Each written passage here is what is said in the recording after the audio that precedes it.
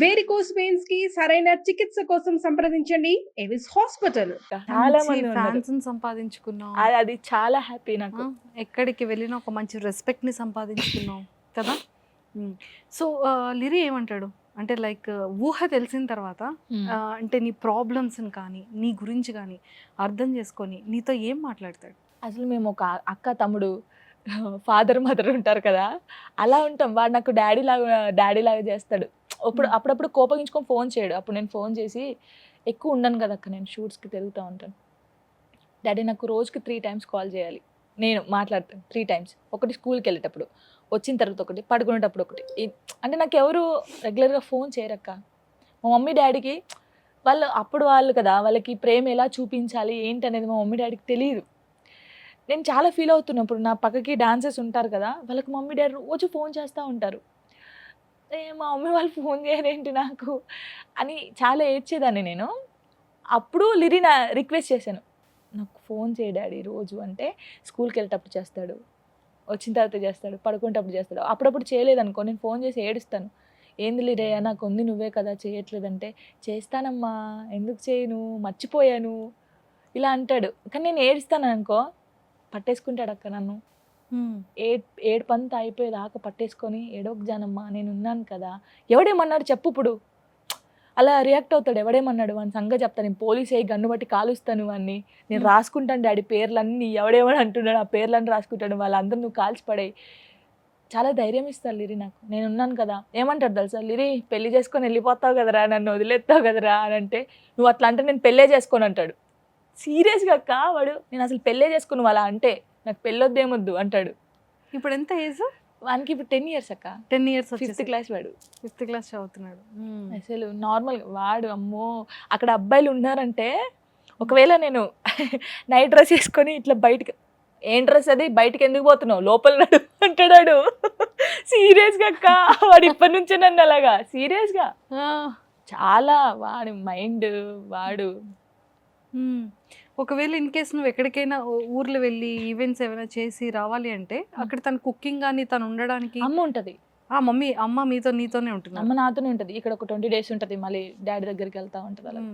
ఇక డాడీ దగ్గరికి వెళ్ళినప్పుడు ఇంకా నా దగ్గర డాన్సర్స్ ఉంటారు కదా, సిరి అని చెప్పేసి, మాన్స్ అని చెప్పేసి, వీళ్ళు ఉంటారు. వీళ్ళు ఇంకా నాకు బేసిక్గా నీకు ఇంకొక విషయం చెప్పాలి, నేను ఇంత స్ట్రాంగ్ ఉండడానికి కారణం కూడా నా డాన్సర్స్. అందరికీ డాన్సర్లు వచ్చి చేసి వెళ్ళిపోతారు, కానీ నాతో చేసే బాయ్స్ గర్ల్స్ నాకు తమ్ముళ్ళు చెల్లెలాగాక. నేను ఏడిస్తే ఊకోబెడతారు, నాకు అన్నం తినిపిస్తారు.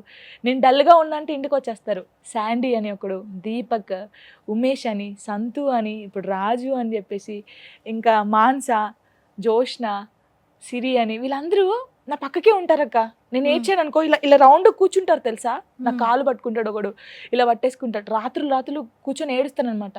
వీళ్ళు వెంటనే లేచేస్తారు, లేచి నా చుట్టూ కూర్చొని, అక్క మేము ఉన్నాం అక్క, సచ్చే వరకు ఉంటాం అక్క. నిజంగా ఏ డాన్సర్కి సైడ్ డాన్సర్స్ ఇంతగానో ఉంటారు అని అంటే నా ఒక్కదానికే కావచ్చు అది దక్కింది.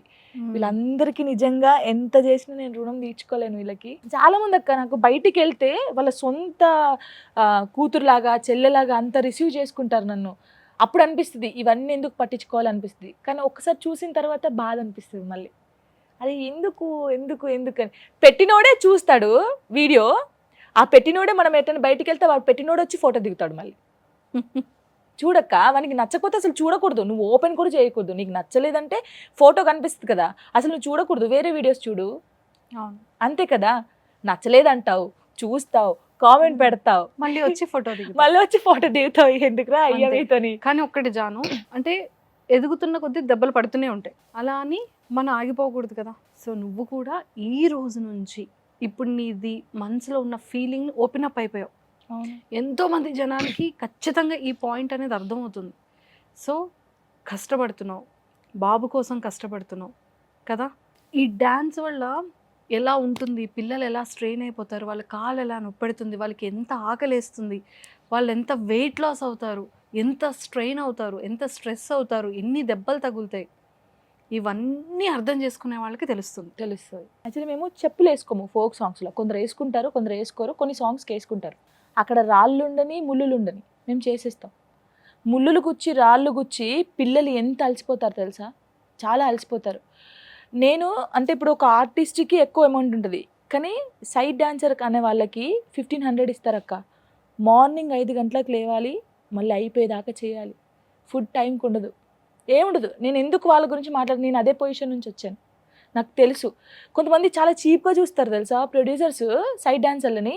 డాన్స్ క్లాస్లో పడుకోండి, ఇక్కడే పడుకోండి అంటారు. నాకు ఎంత కోపం వస్తుందంటే, నేను డాన్స్ క్లాస్లో పడుకుంటా అక్క వాళ్ళతో వెళ్ళి. వాళ్ళు ఎక్కడ కూర్చుంటే అక్కడ కూర్చొని తింటాను, వాళ్ళతోనే పడుకుంటాను. ఎందుకంటే నాకు తెలుసు వాళ్ళ బాధ. అంటారు అక్క నువ్వేంది అక్క ఇక్కడ పడుకుంటావు అంటే, లేదురా మీరు ఎక్కడ ఉంటే నేను అక్కడ ఉంటాను, నాకు తెలుసు మీ బాధ ఏంటో. చాలా అంటే చాలా చీప్. మామూలు కూడా అక్క, ఇప్పుడు డాన్సెస్ అంటే రావాలి మేకప్ వేసుకొని డబ్బులు ఇవ్వట్లేదా, రావాలి చేయాలి అక్క అంటే తప్పుగా అనుకోద్దు. సింగర్స్కి అందంతో పని లేదు, నార్మల్గా ఒక యాక్టర్కి ఒక యాంకర్కి దీంతోనే పని. మనం ఇది ఎంత కాపాడుకుంటే మనకు అన్ని అవకాశాలు వస్తాయి. అంతే. సింగర్కి ఒక గొంతు ఉంటే సరిపోద్ది, వాళ్ళు నిల్చొని పాడతారు గంటలు గంటలు పాపం స్టూడియోలలో.